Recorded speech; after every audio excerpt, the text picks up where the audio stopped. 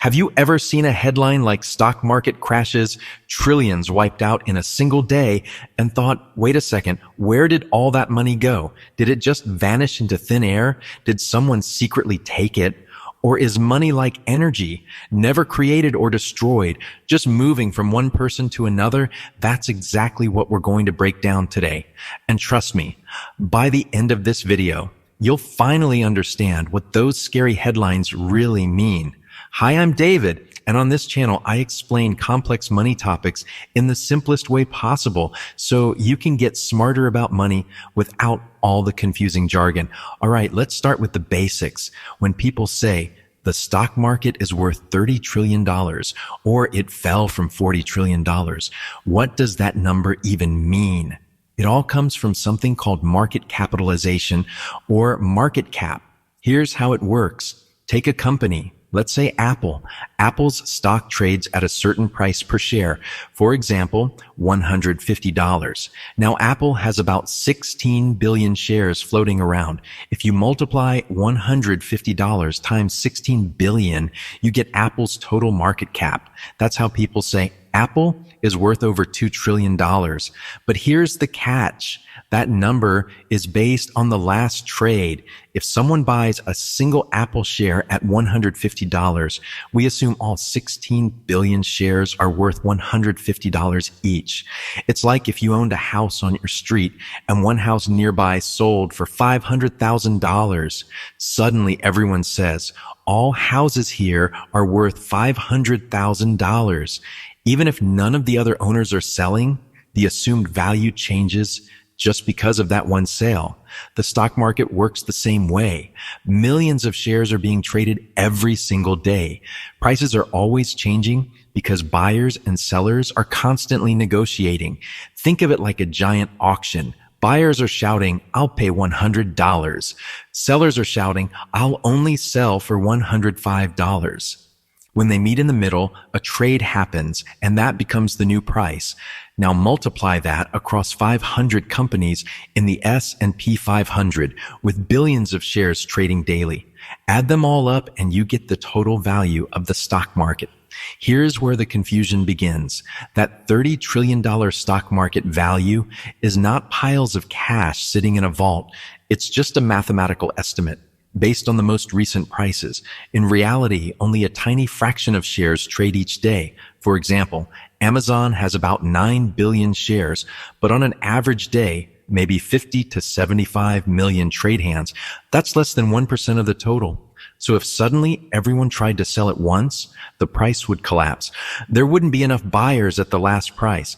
Maybe the first few shares sell at $100, then the next at $80, then $60, then $20. The moment everyone rushes for the exit, the market value evaporates, not because money was stolen or destroyed, but because no one is willing to pay the old price anymore. So the next time you hear trillions wiped out, remember, it doesn't mean stacks of dollar bills were burned. It means buyers are simply no longer willing to pay the old high prices. But wait, that leads to the big question. If nobody stole it, where exactly does all that money go? It doesn't go anywhere. It was never sitting in a vault to begin with. The stock market's value is just a calculation based on the last trade price. If one Apple share sells for $150, we assume all Apple shares are worth $150. Multiply that across the market and boom, you get trillions in market value. But that's just numbers on paper. When the price falls, say from $150 to $100, we say the market lost value, but no one came in and grabbed that extra $50. It simply disappeared because people are now only willing to pay $100, not $150. Think about it like this. Imagine you own a house. Last month, a similar house in your neighborhood sold for $500,000. Realtors now say your house is worth $500,000. But what if this month, another house nearby sells for $400,000? Suddenly everyone says your house is worth $400,000. Did you lose $100,000 in cash? You still live in the same house. You didn't hand money to anyone. The value just changed based on what people are willing to pay. The stock market works the exact same way. Now here's where it gets interesting. Even though trillions vanish on paper, some real people do lose money, but only if they sell. Let's say you bought Amazon stock at $100 a share. It goes up to $200, then drops back to $100. If you held the whole time, you didn't really make or lose anything. If you sold at $200, you actually made money. If you sold after the crash at $100 or lower, that's when you lose money. So the loss only becomes real when you cash out. Until then, it's just numbers moving up and down on a screen. Sometimes, yes, money does transfer from one person to another. Example, you sell at $200. Another investor buys at $200. If the price later falls to $100, they are holding the bag. Your gain was their loss. In this way, money moves, but it's only between the actual buyers and sellers. The big scary headline about trillions lost is mostly just the overall paper value shrinking, not real money flying away. So now we know when the stock market loses trillions, it's not real cash disappearing. It's just prices changing because buyers and sellers no longer agree on the same value. But this raises an even bigger question. What about the actual money in the economy, the cash in our bank accounts, the dollars the government prints? Can that also just disappear? Here's how it works. Imagine you get a $2,000 paycheck. You deposit it into your bank. Most people think the bank just locks it in a vault and keeps it safe, but that's not what happens. Banks immediately take a big chunk of your deposit and lend it out to someone else. For example, you deposit $2,000. The bank lends out $1,800 of it to someone buying a used car. That seller then deposits the $1,800 into their bank. That bank lends out maybe $1,600 to a business. That business uses the loan to pay an employee, and the cycle continues. So your one paycheck of $2,000 can multiply into tens of thousands of dollars flowing through the system. That's why the U.S. money supply, called M2, is over $20 trillion. A lot of it is just loans stacked on loans. If everyone walked into the bank tomorrow and demanded all their money at once, it wouldn't be there. Why? Because so much of it is out as loans. Mortgages, car payments, credit card debt, business loans, money that's being slowly repaid over years.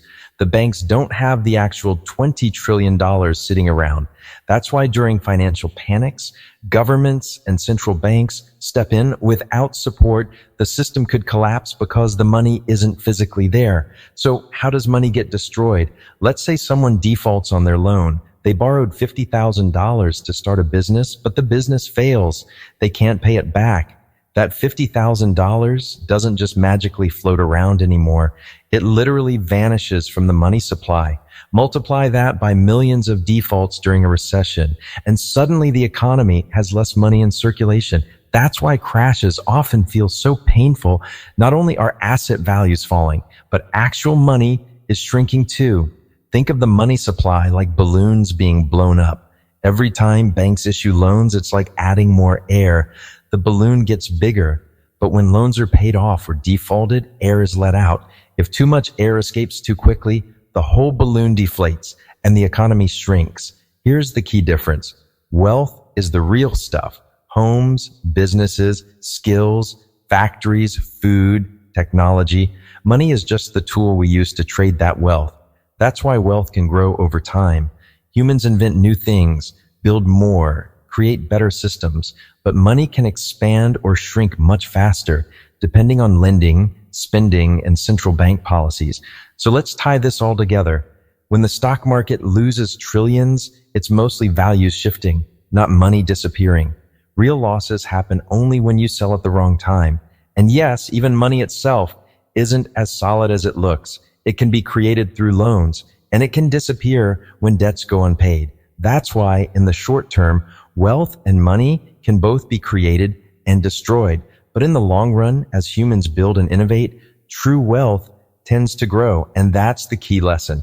Don't be fooled by headlines about trillions vanishing overnight. The money was never really there in the first place, just shifting values on paper. If you found this helpful, hit that like button, subscribe, and let me know in the comments what financial topic you want me to cover next. I reply to every comment. Thanks for watching, and I'll see you in the next one.